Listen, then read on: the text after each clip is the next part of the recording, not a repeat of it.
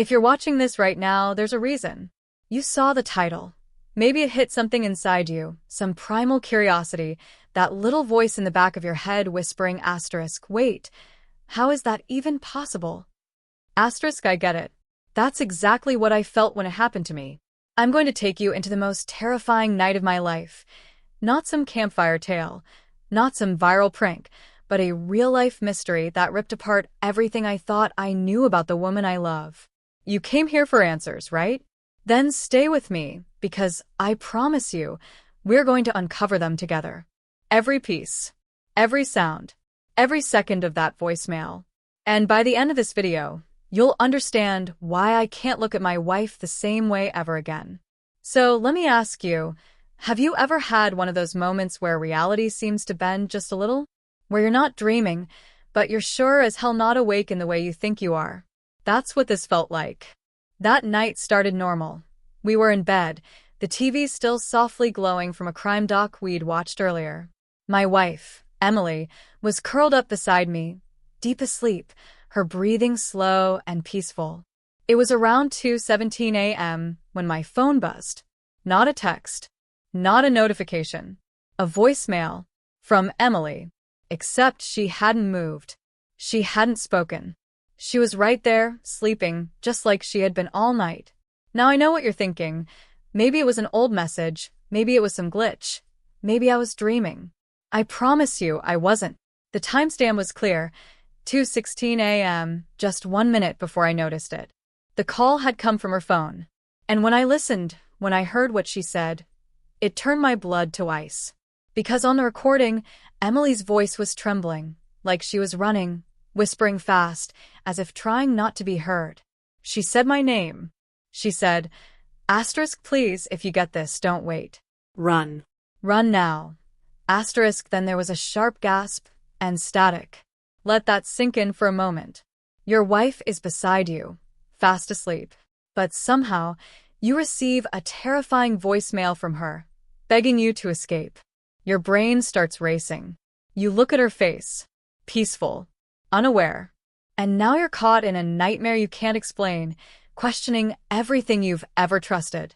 And that's exactly where I was, caught between what I saw and what I heard, with no idea which one was real, or if either of them was. Now, I know there are 100 logical explanations going through your mind right now because that's what I did too. I'm not someone who jumps to ghosts or conspiracies. I work in IT.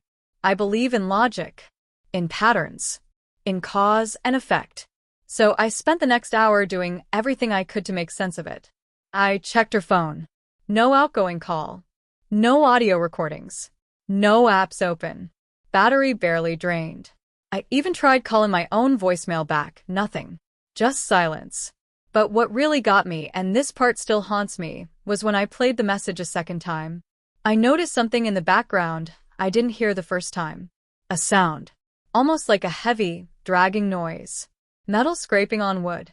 Then a voice, not Emily's, deep, low, and completely unnatural.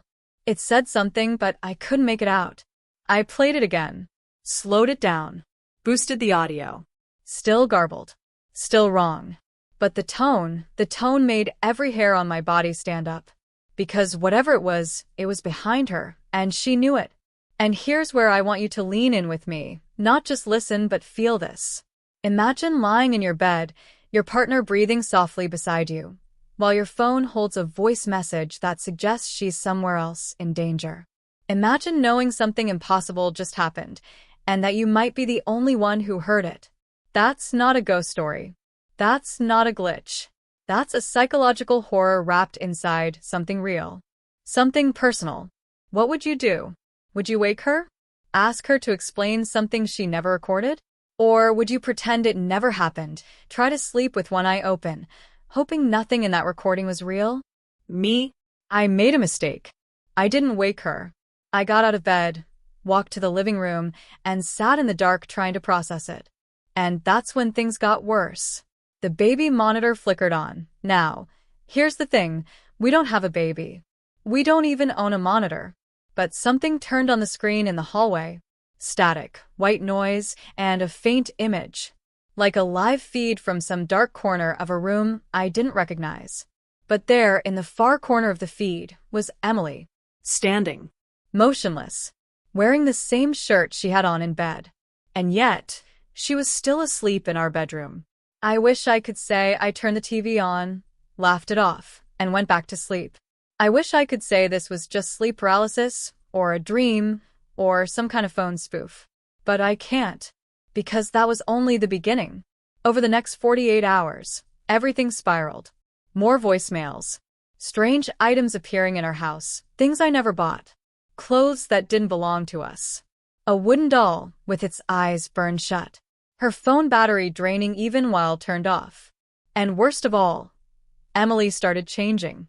Sleepwalking. Talking in her sleep, saying things that made no sense, names I'd never heard, warnings about the man in the static. And she swore she didn't remember any of it. Let me ask you something. Have you ever looked into the eyes of someone you love and suddenly not recognized them? That's the feeling that started creeping in every night. Not fear, not confusion, but doubt. Doubt so thick it feels like drowning. Because there were moments she'd look at me like I was a stranger, smile but not like her, sit still too long. And sometimes, just for a second, I could swear her reflection in the mirror moved a fraction slower than her body did.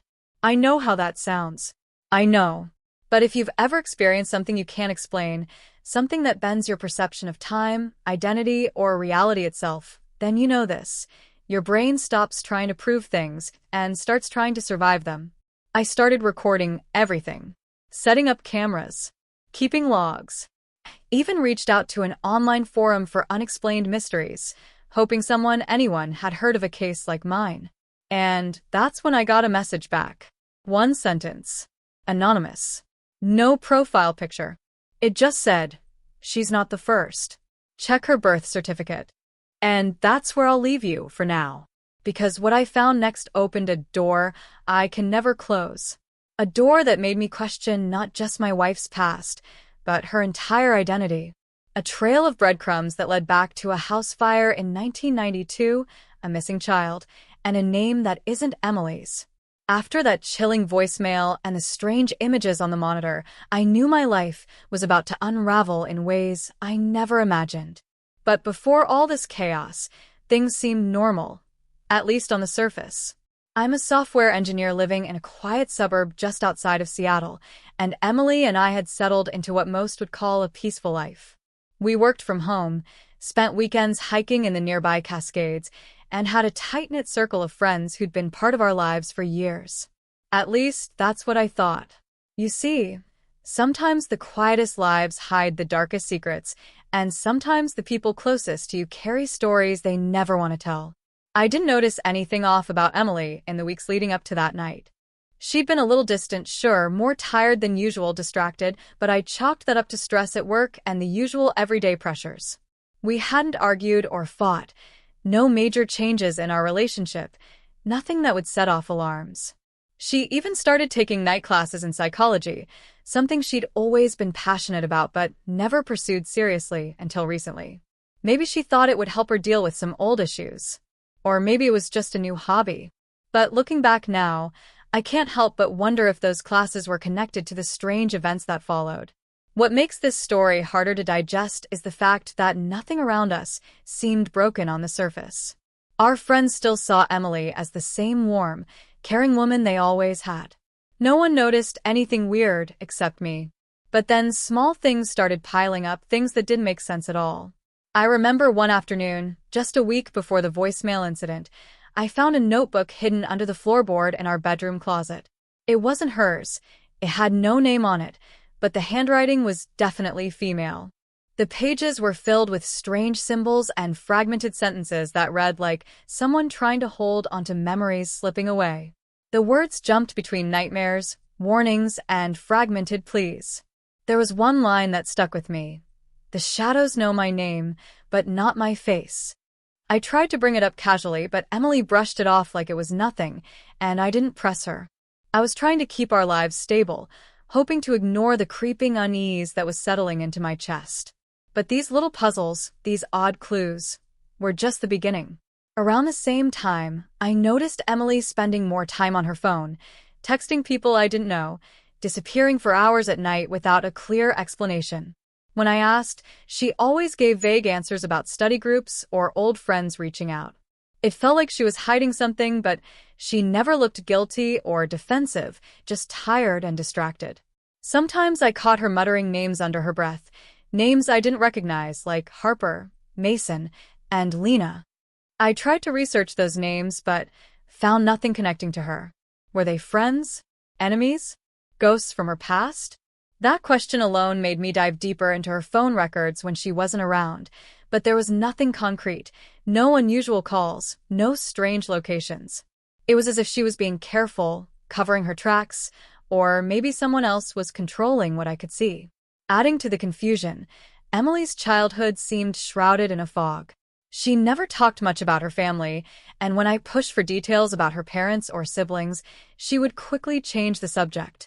The few times she mentioned her hometown, it was always vague, like she was protecting something or someone. This struck me as odd because most people are eager to share stories about their childhood, their roots.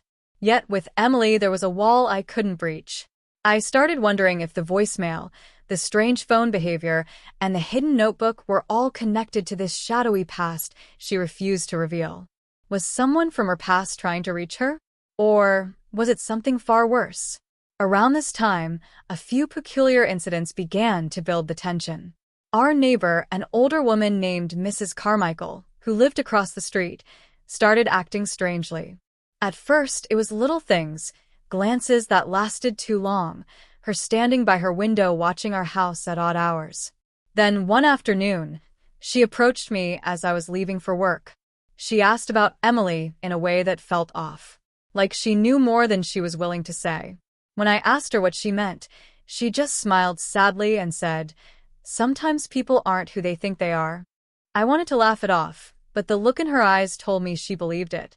Was she trying to warn me, or was she involved in whatever was creeping into our lives? I had no idea, but I couldn't shake the feeling that something was lurking just beyond the edges of my vision.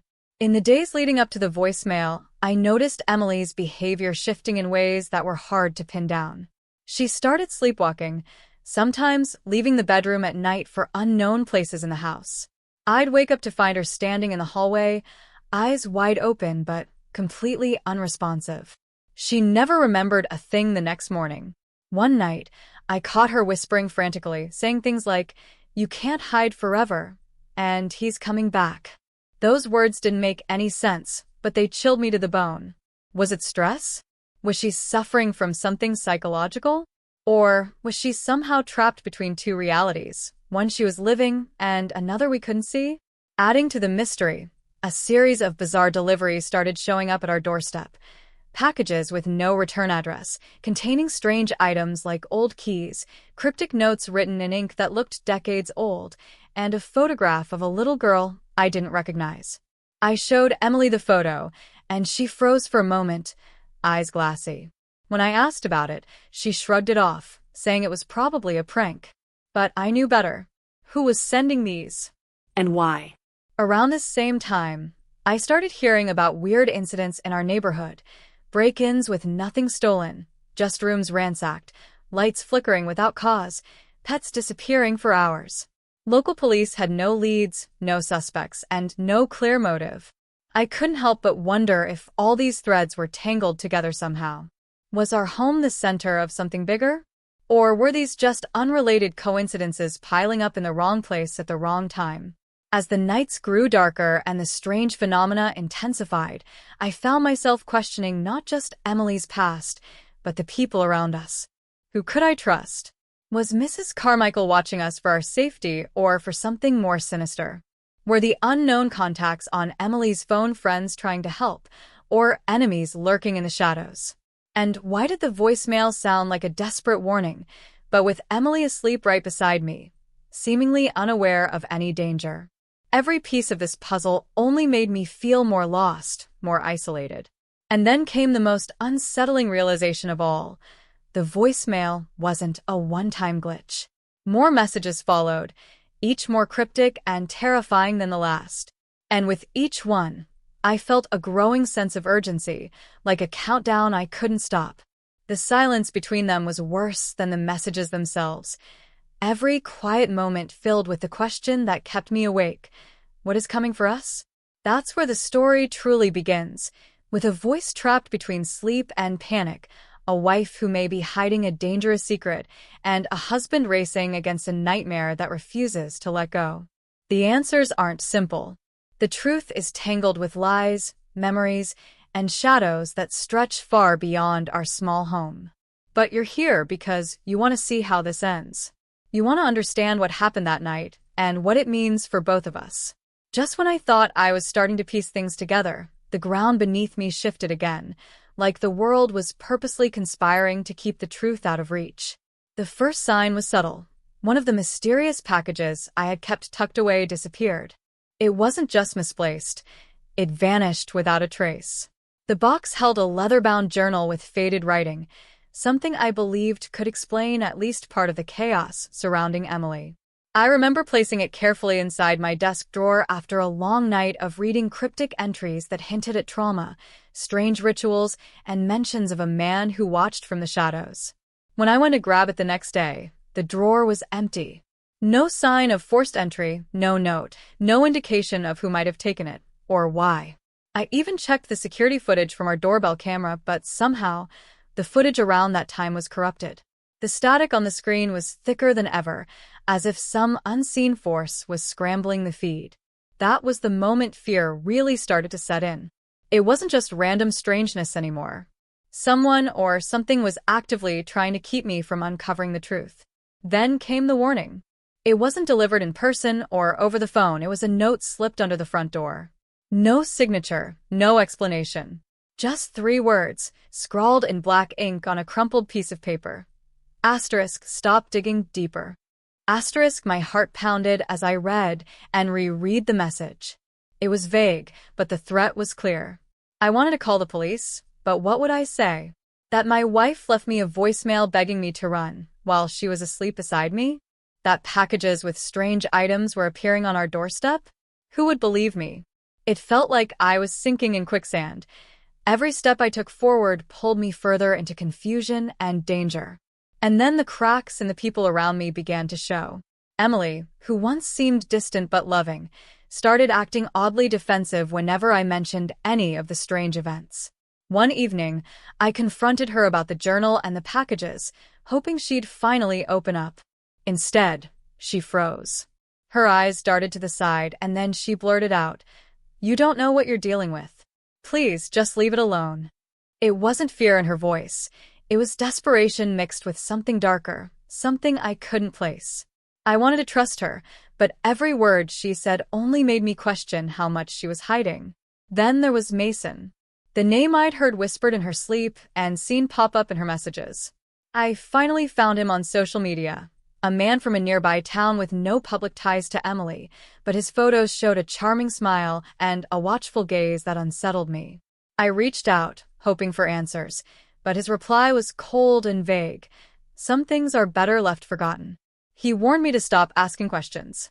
Was Mason a friend trying to protect us, or someone with something to hide?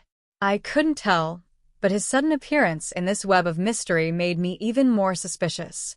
To make matters worse, a secret from Emily's past came to light that shattered any illusions I had left. I discovered through a routine background check that her identity wasn't what I believed it to be. The name on her driver's license, her social security number, even the birth date on her records, didn't match any official documents. It was as if Emily had been living a life built on a foundation of lies. When I confronted her again, she broke down and confessed she had changed her name years ago to escape something. But she refused to say what or who. That confession hit me harder than any voicemail or shadow lurking in our home. If she wasn't who I thought she was, then who was she?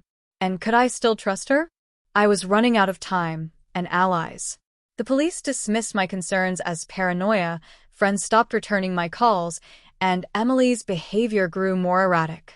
Some nights, she'd sit by the window, staring into the darkness, whispering to herself about promises broken and debts unpaid.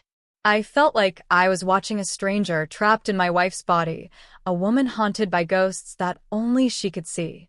And then, one night, as I sat alone trying to piece the puzzle together, my phone buzzed with a message from an unknown number. It was a single photo, a blurry image of me asleep in our bedroom, taken from the hallway. The timestamp said 3:14 a.m. That was impossible. Emily never left the bed that night, and the baby monitor never showed anyone moving around the house. The message read, *, you don't belong here. *, that was the last straw. Who was watching me? What did they want? And why did it feel like I was being pulled deeper into something I couldn't escape? I was desperate for answers, but trapped in a maze with no exit. Every door I opened led to another shadow. Every truth uncovered raised more questions. If you think this story is just about a weird voicemail or a sleepwalking wife, you're only scratching the surface. The truth is darker and more twisted than I ever imagined. But here's the thing. I'm still here, still searching, still fighting to understand.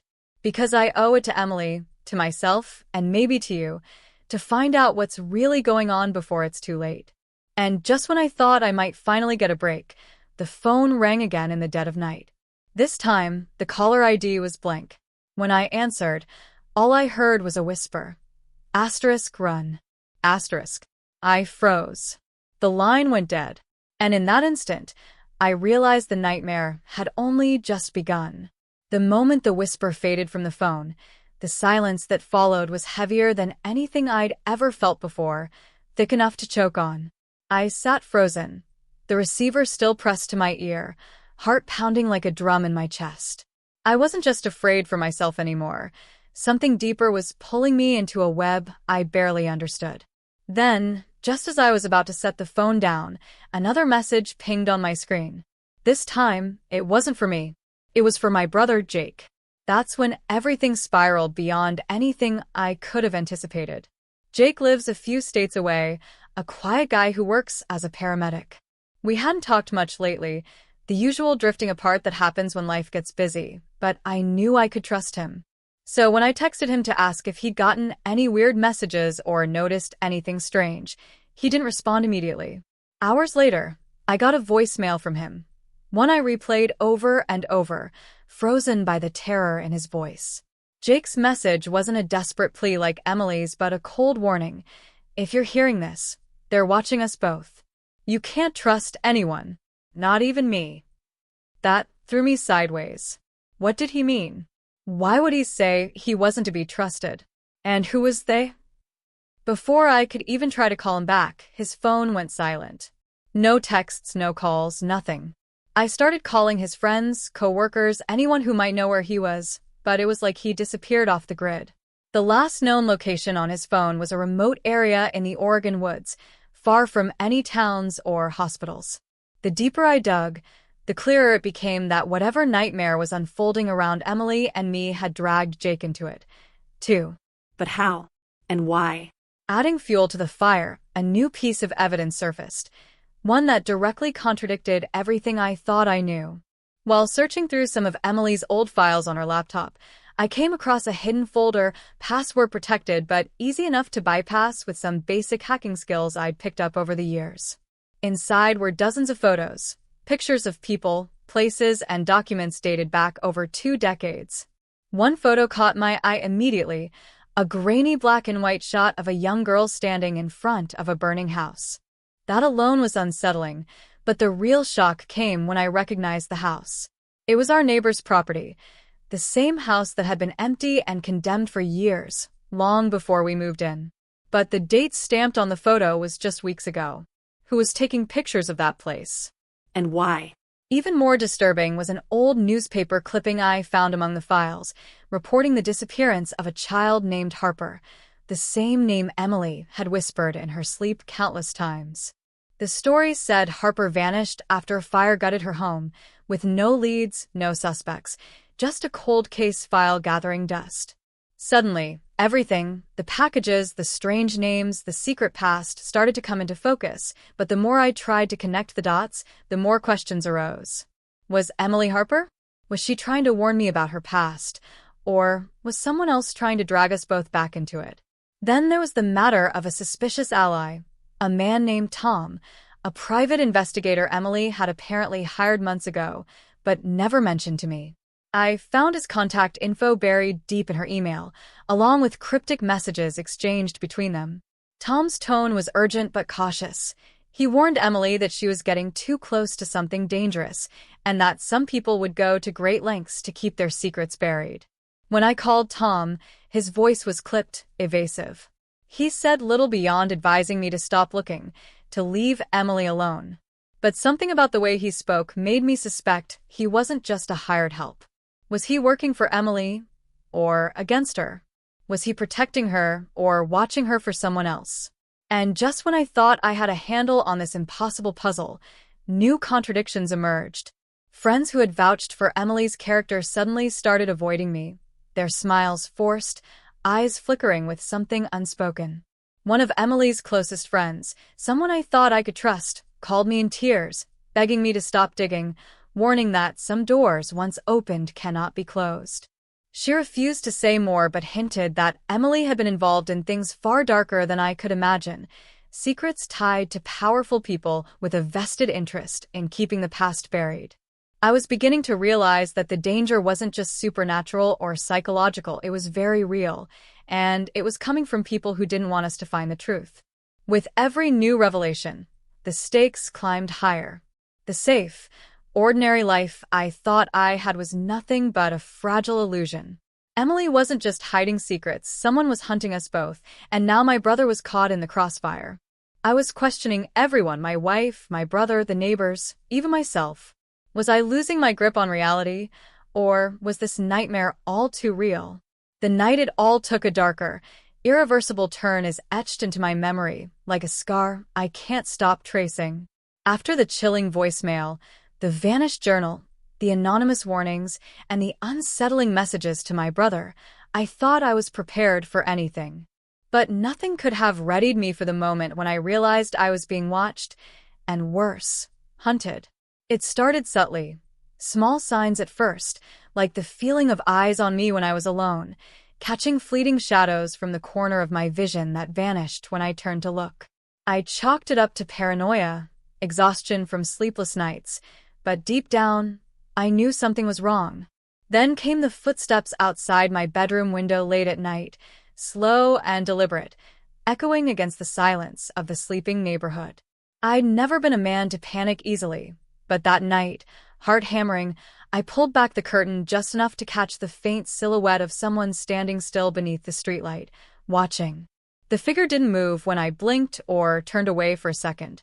I felt frozen, trapped between the primal urge to scream and the logic that warned me. If they see you know, the game changes. That's when I started locking everything down, doors, windows, phones. But no amount of security could shield me from the creeping dread that was tightening its grip. Then, the unthinkable happened. One evening, after a particularly restless day, I returned home to find Emily gone. Not just out for a walk or running errands, gone like the earth swallowed her whole. Her phone, wallet, and keys were on the kitchen counter, untouched. The house was cold, eerily silent, and every instinct screamed at me that this wasn't her choice. I called her name until my voice cracked, searched every room, but it was like she had vanished into thin air. The police were involved, but their questions felt hollow. They wanted motives, suspects, reasons, none of which I could provide. The only thing I knew was that whatever had been lurking in the shadows had taken her, or she'd fled from something she couldn't face. And just like that, the fragile thread holding my life together snapped. Alone, afraid, and drowning in unanswered questions, I spiraled into a state of frantic paranoia. Every noise became a threat. Every stranger's glance felt like a veiled warning. I questioned my own sanity.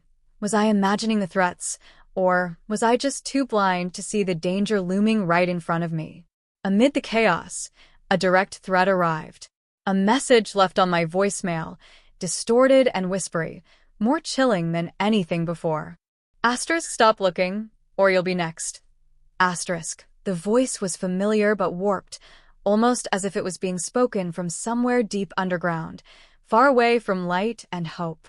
My hands trembled as I replayed it, heart sinking with the terrifying realization that I wasn't just a bystander in this nightmare. I was a target. Every choice I'd made, every step toward the truth, was being monitored and punished. But who? And why? The more I dug, the more I understood that the answers weren't just about Emily or my brother or even myself. They were about something much bigger, something darker, hiding beneath layers of deception, betrayal, and fear. And the worst part? The closer I got, the more I felt like I was running out of time. There was no safety left, not in my home, not in the people I once trusted, and maybe not even within my own mind. I'm sharing this with you now because the nightmare is far from over. The question is no longer if I'll find Emily or my brother, but if I'll survive long enough to uncover the truth that's been buried for years. Every second counts. Every shadow could be a warning or the last thing I ever see. Just when I thought I had braced myself for every possible horror this nightmare could throw at me, the story took a twist so unexpected it shattered everything I believed to be true. It wasn't a late-night phone call or another cryptic message that flipped my world upside down. It was a person. Someone I'd trusted without question since the very beginning. Someone who I thought was standing by my side through all of this darkness. One evening, after days of agonizing silence and frantic searching for Emily, a knock came at my door. Standing there was Mrs. Carmichael, our elderly neighbor, the woman who had once warned me that people aren't always who they seem. I'd written her off as just a nosy old lady, maybe a little unhinged from loneliness, but that night she looked different. Her eyes sharp, her hands steady, carrying a small box wrapped in brown paper and tied with twine. She stepped inside without waiting for an invitation and placed the box on my kitchen table, her voice calm but laced with urgency. "You need to see this," she said. Inside was a collection of old letters, photographs, and documents that painted a history I never knew existed, a hidden past that connected Emily to something much darker than a missing child or a simple name change. The letters were between Emily and a man named Daniel, someone she had apparently been trying to keep away from, but who had always found his way back. The photos weren't of our neighborhood or the fires I thought were connected. They showed places on the other side of the country, long-forgotten landmarks tied to a secret society involved in rituals and disappearances that stretched back decades. It was like uncovering a buried conspiracy that tied together the missing people, the strange packages, and the whispered warnings. But here's the twist that changed everything. Mrs. Carmichael revealed she was once part of that secret society, and she believed Emily's true identity wasn't the innocent woman I married, but a key player in a dangerous game I had no idea existed. The Emily I knew had been living a double life, hiding her real self behind the mask of a suburban wife. And the worst part? Mrs. Carmichael insisted that Daniel was not just a ghost from Emily's past, but someone very much alive, watching, waiting, and willing to do whatever it took to reclaim what he thought was his. The trust one placed in the people around me shattered in an instant. If Emily had been hiding this for so long, what else had I missed? Was my brother's disappearance linked to this shadowy world too? Was I being pulled into something so vast and sinister that my reality was just a fragile illusion? As the weight of this revelation pressed down on me, I realized the true danger wasn't just who had taken Emily or what threats lurked outside my door, but the secrets buried within the people I trusted most. And just when I thought I could process this new nightmare, my phone buzzed again, a message from an unknown number, flashing on the screen with 3 simple words that froze my blood. Asterisk, she's not who you think. Asterisk. Everything I thought I knew, everything I was searching for, was a lie, and now the real game had only just begun. The night I finally confronted the truth felt like stepping into the eye of a storm I couldn't escape, where every moment was charged with electric tension and the line between reality and nightmare blurred beyond recognition. Armed with the box of secrets Mrs. Carmichael had given me, and a heart pounding with a mix of fear, anger, and desperate hope, I drove out to the abandoned house on the outskirts of town, the place from the grainy photograph that haunted my dreams. The house was swallowed by shadows, the air thick with the scent of damp wood and something older, something almost alive. Every step I took toward that crumbling threshold felt like walking deeper into the unknown, but I knew that if I didn't face what waited inside, I'd lose Emily forever. Inside, the house was a dark maze of peeling wallpaper and broken glass, silence pressing in on all sides except for the faint hum of a hidden speaker somewhere nearby. Then, a voice, calm, cold, unmistakably Daniel's, echoed through the darkness, taunting me with secrets and half-truths, claiming that Emily had never been the woman I thought she was, that she was part of a legacy bound by shadows and sacrifices. I called out for her, my voice cracking with raw emotion, but the only answer was a chilling laugh that sent a wave of dread crashing through me. Then, from the corner of the room, Emily appeared, not the fragile, scared woman I had left behind, but transformed, resolute, with a look in her eyes that shattered my soul. She told me she had been protecting me all along, that everything I had uncovered was designed to pull me away from the truth, that her disappearances and secrets were to keep me safe from a power I couldn't begin to understand. Just as I thought the pieces were falling into place, the house shook with the arrival of Daniel, stepping from the shadows like a ghost made flesh, his presence filling the room with a dark energy that made my blood run cold. The confrontation that followed wasn't just a battle of words, but a clash of wills, Daniel accusing me of ignorance, of meddling in forces beyond my comprehension, Emily torn between her past and the life she desperately wanted to reclaim with me. Every revelation twisted deeper, forcing me to question who was truly the victim and who was the predator. The tension spiraled as I grappled with the impossible truth that my wife's identity was a living riddle, one that held the key to a hidden war stretching far beyond our quiet town. In the midst of this whirlwind, I discovered the final piece of evidence, a worn locket hidden in Emily's hand, containing a faded photograph of a little girl, a symbol of innocence trapped in the middle of this dark legacy. It was then that Emily confessed the truth no one could have predicted. The little girl was not just a memory but a part of her, a secret she carried to shield both of us from a destiny neither of us chose. The room grew colder as Daniel's threats escalated. The choice laid bare: walk away and lose everything, or fight for a future that might never be ours. But just when I thought I understood the stakes, the ground beneath us trembled, revealing a hidden chamber beneath the floor. From the shadows emerged not just one, but several figures, others like Emily, bound by the same secret past, each with their own story of survival and sacrifice. The realization hit me with staggering force. This was not just a personal battle, but a hidden war waging in the shadows of our world. And as the chamber door slammed shut behind us, sealing us in with the truth, I understood that the nightmare was far from over. In that suffocating silence, with every heartbeat echoing the unknown, a final message crackled through the hidden speaker. Welcome to the real story.